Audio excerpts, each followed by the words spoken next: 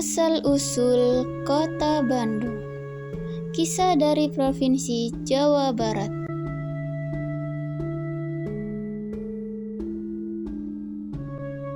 Bandung adalah sebuah kota yang menjadi pusat pemerintahan Provinsi Jawa Barat.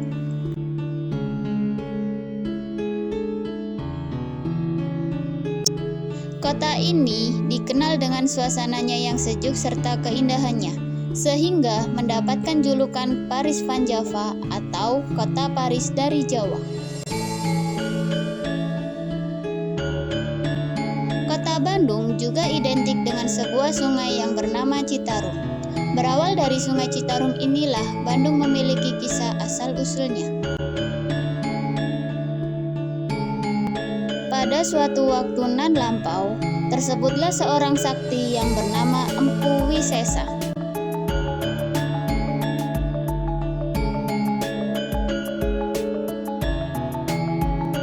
Empu Wisesa memiliki seorang putri nan jelita yang bernama Sekar. Selain seorang putri, Empu Wisesa memiliki dua orang murid yang bernama Wira dan Jaka.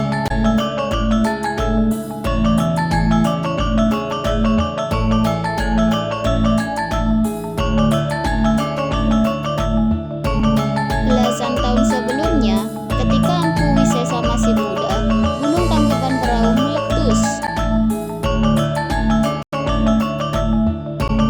Lahar Gunung Tangkuban Perahu menerjang desa-desa di sekitarnya, sehingga menimbulkan korban jiwa yang tidak sedikit.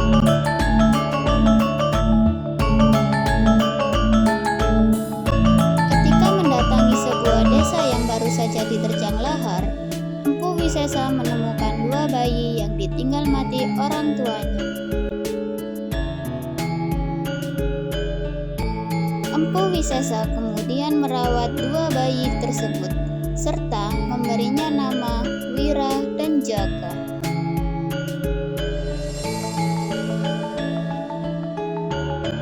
Sementara itu, lahar Gunung Tangkuban Perahu masih terus menyala hingga belasan tahun berikutnya. Selain merawat Wira dan Jaka dengan penuh kasih sayang, Empu Wisesa juga mengajarkan berbagai ilmu kepada keduanya.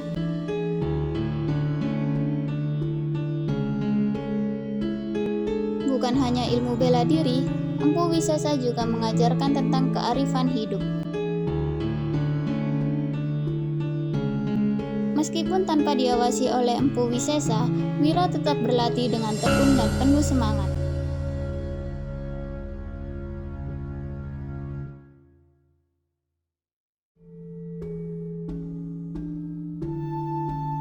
Sedangkan Jaka, kerjanya hanya bermalas-malasan ketika tidak ada Empu Wisesa. Suatu hari, Jaka menemui Empu Wisesa. "Jaka, apakah ada yang penting sehingga kau minta berbicara empat mata denganku?" "Benar, Empu, Ananda ingin menyampaikan sesuatu yang penting." "Dan apakah yang penting itu?" "Ananda ingin melamar Adinda Sekar. Semoga Empu tidak keberatan dengan permintaan Ananda ini." Baiklah. Kamu dan Sekar sudah sama-sama dewasa. Sudah saatnya menikah."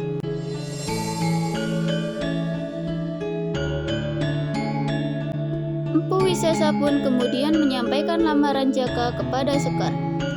"Tetapi ayah, aku hanya mau menikah dengan Wira." "Tapi Sekar, ayah sudah menyetujui lamaran Jaka." "Itu kan masalah ayah, kenapa tidak bertanya kepadaku terlebih dahulu?" Mendengar jawaban putrinya, Empu Wisesa pun pergi keluar rumah, berjalan-jalan sambil memikirkan jalan keluar.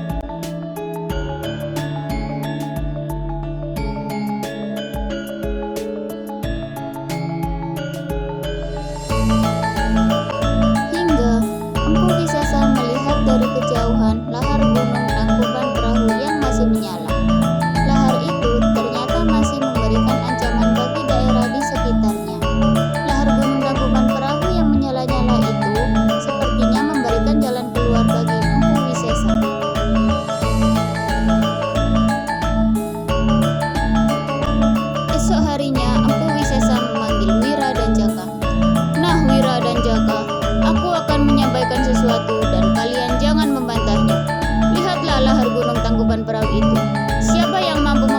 lahar itu, maka akan kunikahkan dengan Sekar. Syarat yang tidak masuk akal, mana mungkin lahar ini bisa dipadamkan? Lahar ini api yang menyala-nyala, tapi bisa dipadamkan dengan air. Wira kemudian mencari sumber air dalam jumlah besar, hingga akhirnya dia melihat sungai Citarum. Sedangkan lahar Tangkuban Perahu berada di sebuah cekungan yang agak rendah.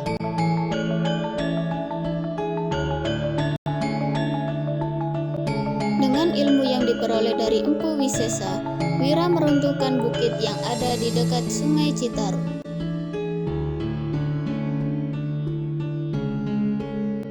Reruntuhan bukit itu membendung aliran sungai Citarum. Air yang meluap itu kemudian mengalir ke lahar panas yang menyala-nyala.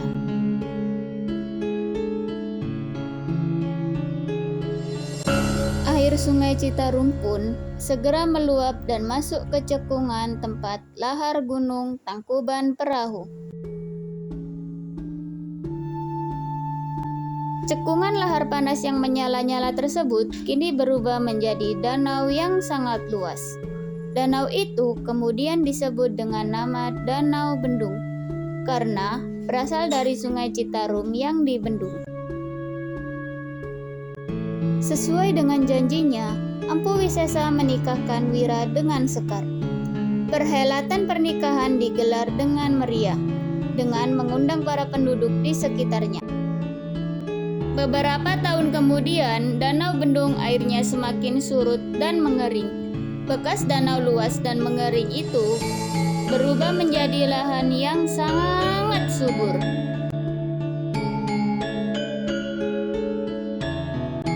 Wira dan Sekar pun pindah ke lahan yang subur itu. Mereka membuat ladang dan sawah dengan hasil yang melimpah.